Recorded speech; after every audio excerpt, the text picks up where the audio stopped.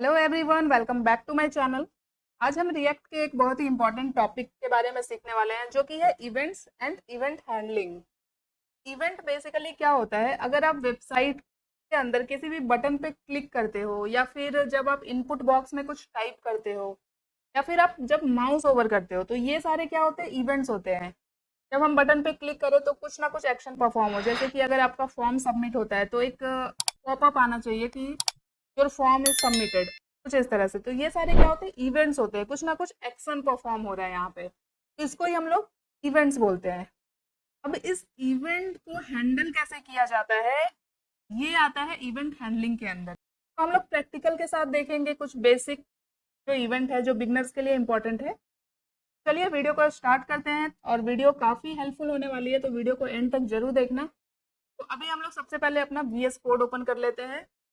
यहाँ पे मेरा VS कोड ओपन हो चुका है, और ये जो आपको कोड अभी स्क्रीन पे दिख रही है, ये हमारे लास्ट वीडियो का कोड है, जिसके अंदर आई थिंक हम लोगों ने CSS कैसे ऐड करते हैं रिएक्ट के अंदर, ये सारी चीज़ें सीखी थी। इसके अंदर हम लोगों ने इंटरनल CSS, इनलाइन CSS और कस्टम CSS बना के हम लोगों ने देखा था किस तरह से CSS अप्लाई होती है। ठीक है, तो उस वीडियो का लिंक मैं आपको डिस्क्रिप्शन में दे दूंगी, या फिर आई बटन में मिल जाएगा, आप देख सकते हो।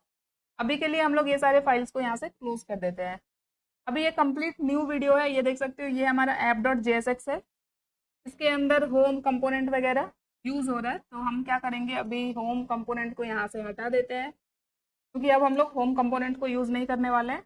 अभी हम लोग क्या करेंगे, ये नया वीडियो है, नया टॉपिक है, तो हम लोग जितने भी नए टॉपिक को सीखेंगे वो अलग अलग कंपोनेंट सीखेंगे। तो अभी हम क्या करेंगे, ये जो कंपोनेंट फोल्डर है, इसके अंदर नया कंपोनेंट क्रिएट करते हैं, और इस कंपोनेंट का नाम मैं देती हूँ events.jsx। ठीक है, कंपोनेंट का फर्स्ट लेटर हमेशा कैप्स में होगा, तो ये आप लोग ध्यान रखना। तो एक कंपोनेंट क्रिएट हो गया। अभी यहाँ पे हम लोग शॉर्टकट यूज कर लेते हैं, RAFC एंटर किया मैंने, पूरा कंपोनेंट का स्ट्रक्चर बन चुका है। अभी यहाँ पे देखो, ऑलरेडी मेरा फ्रेगमेंट भी ऐड हो गया है, डिव। हम लोग हमेशा कोशिश करेंगे कि फ्रेगमेंट को हम लोग बस यहाँ पे टैग में ही रखें, डिव वगैरह लिखने की जरूरत नहीं है। इसका रीज़न भी मैंने आप लोगों को फर्स्ट वीडियो में ही शायद बताया था, जब हम लोग फ्रेगमेंट के ऊपर बात कर रहे थे। अभी हम लोग इवेंट देखने वाले हैं, तो यहाँ पे ये हमारा इवेंट कंपोनेंट है। यहाँ पे एक H1 लगा लेते हैं, इसके अंदर लिख देते हैं इवेंट्स। कंपोनेंट बन चुका है। अब हम लोगों को इसे अपने वेब पेज पे देखना भी है, तो यहाँ पे हम लोग इस कंपोनेंट को app.jsx के अंदर कुछ इस तरह से यूज़ करेंगे। तो ये सारी बेसिक चीज़ें हैं, ये अभी तक आप लोगों को पता होगा। अभी इसे यूज़ करने के लिए हम लोगों को इस कंपोनेंट को क्या करना पड़ेगा, इंपोर्ट करना पड़ेगा यहाँ पे। तो इंपोर्ट, यहाँ पे मुझे सजेशन आ रहा है, इस पर क्लिक किया मैंने, ये देखो ये यहाँ पे इंपोर्ट हो गया। अब हम लोगों को अपना डेवलपमेंट सर्वर स्टार्ट करना है, ताकि हम लोगों को आउटपुट भी दिखे। तो उसके लिए यहाँ पे कंट्रोल और बैकटिक अगर आप करोगे तो ऑटोमेटिक यहाँ पे टर्मिनल ओपन हो जाएगा। ऑटोमेटिक नहीं, ये शॉर्टकट होता है टर्मिनल ओपन करने का। और अगर आप मैनुअली ओपन करना चाहते हो, तो यहाँ पे 3 डॉट दिखेगा आपको, इधर टर्मिनल पे जाके न्यू टर्मिनल करोगे आप, तो भी ओपन हो जाएगा। अभी हम है यहाँ पे माई रिएक्ट ऐप के अंदर, इसी के अंदर हमारे सारे फाइल्स है। तो अब हम लोगों को अपना सर्वर स्टार्ट करना है, तो उसका कमांड क्या होता है, npm run dev। हम लोगों ने वीट का यूज करके सब कुछ सेटअप किया है। npm run dev किया मैंने, लोकल होस्ट 5173 पे हमारा सर्वर स्टार्ट हो चुका है। अभी हम लोग इस पे क्लिक करके इसे ओपन कर सकते हैं, और यहाँ पे अगर हम आके लोकल होस्ट 5173 लिख के एंटर करें, ये देखो हमारा प्रोजेक्ट रन हो चुका है। तो ये हेलो एवरीवन आ रहा है app.jsx के अंदर से, और ये इवेंट्स लिखा हुआ आ रहा है इवेंट कंपोनेंट के अंदर से। फिर मैं स्क्रीन को कुछ इस तरह से ही रखूंगी, ताकि आपको आउटपुट भी साथ ही साथ दिखे, और कोड भी यहाँ पे दिखता रहे। तो हमारे टर्मिनल का काम हो चुका है, तो मैं इसे क्लोज कर देती हूँ, ताकि भरा भरा ना दिखे हमारा कोड। अब app.jsx में अभी हमें कुछ नहीं करना है, हमें सारा काम कहाँ पे करना है, इवेंट कंपोनेंट के अंदर। तो अब हम लोग इवेंट देखने वाले हैं। तो इवेंट के लिए क्या करेंगे, हम लोग एक बटन लेते हैं, और इसके अंदर मैं लिखती हूँ लॉगिन। रिफ्रेश करते हैं, ये देखो यहाँ पे लॉगिन बटन आ गया। अब हम लोगों को इस बटन के ऊपर एक इवेंट परफॉर्म करना है, मीन्स कि जब भी हम इस बटन पे क्लिक करें, तो एक अलर्ट मैसेज आए हमारे पास कि आप लॉगिन हो चुके हैं। तो हम लोग क्या करेंगे, उसके लिए हम लोगों को बनाना पड़ेगा एक फंक्शन। तो इस रिटर्न के जस्ट ऊपर यहाँ पे अभी एक कॉन्स्ट वेरिएबल लेते हैं, और एक फंक्शन बनाते हैं। फंक्शन का नाम मैं दे देती हूँ लॉग्ड इन। है। और यहाँ पे एरो फंक्शन का यूज़ करूंगी मैं, तो एरो फंक्शन का सिंटेक्स कुछ इस तरह का होता है। और इसके अंदर हमें एक अलर्ट दिखाना है, तो सिंपल यहाँ पे अलर्ट फंक्शन लूंगी मैं जावा स्क्रिप्ट का, और इसके अंदर मैं लिखूंगी, ठीक है, इस अलर्ट बॉक्स के अंदर लिखा मैंने you are logged in successfully. अब हमने ये फंक्शन बना लिया। ये फंक्शन हमने बनाया है इस बटन के लिए, जब भी हम इस बटन पे क्लिक करें तो ये अलर्ट आना चाहिए। तो अब इस इवेंट को हम लोग किस तरह से हैंडल करेंगे, तो सबसे फर्स्ट और बेसिक जो होता है वो होता है हमारे पास ऑन क्लिक। जैसे ही मैंने देखो ऑन लिखा, तो यहाँ पे देखो ऑन कैन प्ले है, ऑन चेंज है, ऑन क्लिक है, बहुत सारी है। अभी हम लोग ऑन क्लिक देखते हैं। यहाँ पे देखो सजेशन में आ रहा है, इस पे क्लिक कर दिया मैंने। बस यहाँ पे कुछ रूल्स होते हैं रिएक्ट के अंदर, जावा स्क्रिप्ट की तरह ही होती है सारी चीजें, बट थोड़ा सा डिफरेंस होता है। यहाँ पे देखो क्लिक का फर्स्ट लेटर जो है कैप्स में, मीन्स की ऑन क्लिक कैमल के इसमें लिखा हुआ है। बट जावा स्क्रिप्ट के अंदर हम लोग कुछ इस तरह से ही लिखते हैं। बट अगर हम यहाँ रिएक्ट के अंदर ऐसा लिखें तो हमें एरर मिलेगा, ठीक है। तो एरर में कैमल केस के अंदर लिखा जाता है ऑन क्लिक।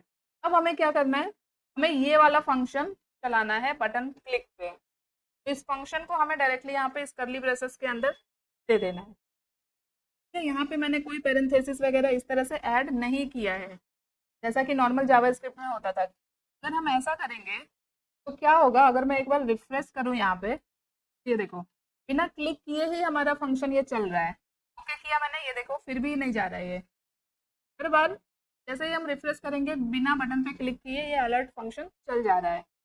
तो इसलिए हम यहाँ पे कोई भी पैरेंथेसिस ऐड नहीं करेंगे, डायरेक्टली करली ब्रेसेस के अंदर हमें सिर्फ फंक्शन का नाम लिखना है, क्योंकि हम चाहते हैं कि जब हम बटन पे क्लिक करें तभी हमारा ये फंक्शन चले, ये इवेंट परफॉर्म हो। तो हमने फंक्शन बना लिया, हमने ऑन क्लिक इवेंट लगा लिया, यहाँ पे उसमें हमने अपना फंक्शन भी पास कर दिया। तो अब चेक करते हैं, इस लॉगिन बटन पे क्लिक करते हैं और देखते हैं कि ये अलर्ट आ रहा है या नहीं। ये देखो लॉगिन पे क्लिक किया मैंने, ये अलर्ट बॉक्स आ गया, इसके अंदर क्या लिखा है, you are logged in successfully, जो हमने यहाँ अलर्ट के अंदर पास किया है। ये होता है ऑन क्लिक इवेंट। तो यहाँ पे मैं आप लोगों को ऑन क्लिक के कुछ और एग्जांपल दिखाऊं, जैसे यहाँ पे मैं एक डिप लेती हूँ, इसके अंदर दो बटन बनाती हूँ। बटन यहाँ पे देते हैं लाइट मोड, और दूसरा बटन बनाते हैं, इसके अंदर लिखते हैं डार्क मोड। ये देखो दो बटन बन गए, लाइट मोड, डार्क मोड। अभी मैं चाहती हूँ कि जब मैं लाइट मोड पे क्लिक करूँ तो हमारा जो वेबसाइट है ये लाइट मोड में आ जाए, और जब मैं डार्क मोड पे क्लिक करूँ तो वेबसाइट डार्क मोड में चेंज हो जाए। तो अब यहाँ पे भी हम लोग क्या करेंगे, क्लिक करेंगे तो क्लिक इवेंट ही परफॉर्म होगा। अब उसके लिए हम लोगों को फंक्शन, बिना फंक्शन के आप लोग इवेंट परफॉर्म नहीं कर सकते, ये हमेशा याद रखना। अब हम लोगों को फंक्शन बनाने पड़ेंगे, तो फिर से यहाँ पे मैं कॉन्स्ट वेरिएबल ले लेती हूँ, और यहाँ पे कुछ इस तरह से नाम देती हूँ मैं, लाइट मोड। तो यहाँ पे क्या करना है हमें, हमारा जो वेबसाइट है इसका बैकग्राउंड, इसके बॉडी का जो बैकग्राउंड कलर है वो हमें चेंज करना है। अभी ऑलरेडी लाइट मोड में ही है, हम लोग एक काम करते हैं, पहले डार्क मोड वाले बटन अप्लाई करते हैं। ठीक है, तो यहाँ डार्क मोड नाम का फंक्शन बनाया मैंने।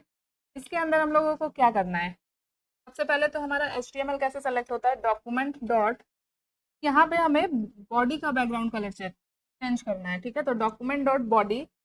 अब हमें यहाँ हम लोग क्या कर रहे हैं, CSS को चेंज कर रहे हैं, तो हम लोग यहाँ पे स्टाइल टैग का यूज करेंगे, स्टाइल डॉट प्रॉपर्टी चेंज करनी है, बैकग्राउंड कलर चेंज करना है। तो यहाँ पे मुझे बैकग्राउंड कलर का सजेशन आ रहा है। अभी डार्क मोड में बॉडी का बैकग्राउंड कलर क्या करेंगे हम लोग, ब्लैक। ठीक है, तो ये हमने लगा लिया यहाँ पे। अब हमें इस फंक्शन को क्या करना है, ये जो हमारा डार्क मोड वाला बटन है इसके अंदर ऑन क्लिक लगाना है, और इस फंक्शन को यहाँ पे ऐड कर देना है। और अब इस डार्क मोड बटन पे क्लिक करके देखते हैं कि बॉडी का बैकग्राउंड कलर ब्लैक हो रहा है या नहीं। तो डार्क मोड बटन पे मैं क्लिक कर रही हूँ, ये देखो बॉडी का बैकग्राउंड ब्लैक हो गया। अभी उसी तरह से यहाँ पे अगर मैं एक और लाइन लिख दूँ, document dot body dot style, अभी यहाँ पे क्या लिखूंगी मैं, सिर्फ कलर लिखूंगी, colour is equal to quote के अंदर मैंने लिखा वाइट। इसका मतलब क्या है कि जो बैकग्राउंड कलर है वो ब्लैक हो जाएगा, बट जो टेक्स्ट वगैरह है उसका कलर तो वाइट होना चाहिए, तभी तो हमें दिखेगा। अभी टेक्स्ट का कलर क्या है, ब्लैक दिख रहा है। अगर बैकग्राउंड भी ब्लैक हो गया तो ये टेक्स्ट वगैरह हमें नहीं दिखेगी। हम ऐसा नहीं चाहते हैं, हम चाहते हैं अगर बॉडी का बैकग्राउंड ब्लैक हो रहा है तो टेक्स्ट का कलर वाइट होना चाहिए। तो इसके लिए मैंने ये CSS यहाँ पे लिखा। अभी हम लोग वापस से इस डार्क मोड बटन पे क्लिक करते हैं। ये देखो बैकग्राउंड ब्लैक हो गया और टेक्स्ट का कलर व्हाइट हो गया।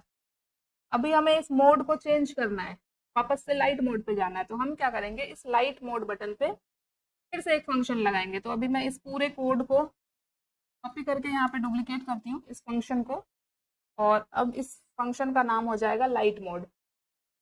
और इस लाइट मोड के अंदर हमें क्या करना है, तो बैकग्राउंड कलर ब्लैक आ रहा है उसको व्हाइट कर देना है वापस से। तो यहाँ पे अभी कर देंगे व्हाइट और टेक्स्ट का कलर हो जाएगा ब्लैक।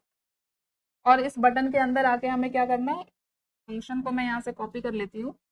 तो इस बटन के अंदर आके हमें करना है ऑन क्लिक, और यहाँ पे ऐड किया। अभी इस लाइट मोड बटन पे क्लिक करते हैं, ये देखो लाइट मोड में आ गया। अभी डार्क मोड पे कर रहे हैं, डार्क आ रहा है, लाइट मोड पे कर रहे हैं, लाइट आ रहा है। इतना इजी है इवेंट को हैंडल करना। ऑन क्लिक बहुत सिंपल है, बहुत इजी है। आई होप कि अभी आप लोगों को ऑन क्लिक समझ में आ गया होगा। जब हम किसी भी एलिमेंट पे क्लिक करके परफॉर्म करें तो ऑन क्लिक मेथड यूज होगा। अभी अगर मैं ये जो है लॉगिन बटन, इसके ऊपर मैंने ऑन क्लिक लगाया था, यहाँ पे अभी मैं करती हूँ ऑन माउस ओवर। तो इस मेथड के अंदर क्या होगा, ओवर का ओ कैपिटल होगा, ये हमेशा कैमल केस में होगा, ये आप ध्यान रखना। इसका मतलब है कि जब भी हम कर्सर को इस बटन के ऊपर लेके जाएंगे तभी ये मेरा ये फंक्शन चलेगा। अभी मैं लॉगिन बटन पे कर्सर को लेके जाती हूँ, देखती हूँ कि अलर्ट बॉक्स आता है या नहीं। ये देखो अभी मैंने सिर्फ ओवर किया, क्लिक नहीं किया। ये देखो अभी यहाँ पे कर्सर जैसे ही लॉगिन बटन पे आएगा ये अलर्ट फंक्शन चल जा रहा है। ये होता है माउस ओवर। तो इस टाइप के इवेंट होते हैं रिएक्ट के अंदर। यहाँ पे अभी मैं सिर्फ आपको बता देती हूँ कि और कौन कौन से मेथड्स होते हैं। जैसे कि मैंने आपको एग्जांपल दिया, यहाँ पे अगर आप ऑन लिखो तो आपको ऑलरेडी बहुत सारे सजेशन आ जाएंगे। जैसे कि मैं एक नया बटन लेती हूँ, यहाँ पे नया बटन बनाती हूँ, इसके अंदर जैसे मैं लिखती हूँ सबमिट। सबमिट लिखा मैंने, और यहाँ पे क्या करेंगे, ऑन लिखते हैं। तो यहाँ पे अगर आप स्क्रॉल करो तो बहुत सारे मेथड दिखेंगे आपको। अभी इतने सारे मेथड्स बता के आपको, मुझे आप लोगों को कंफ्यूज नहीं करना है। अभी बस आप लोगों को इतना पता चल गया कि इवेंट क्या होता है, किस तरह से इवेंट को हैंडल कर सकते हैं हम लोग। ये देखो ऑन ड्रैग है, ऑन कट है, ऑन कॉपी है, ऑन ड्रैग ओवर है, ऑन ड्रैग लीव है, ऑन ड्रैग एग्जिट है। ये आप लोग टाइम टू टाइम सीख जाओगे। अभी के लिए आप इतनी प्रैक्टिस करो। आई होप आपको इस वीडियो के अंदर इतना तो क्लियर हो गया होगा कि इवेंट क्या होता है, इस तरह से इवेंट को हम लोग हैंडल कर सकते हैं।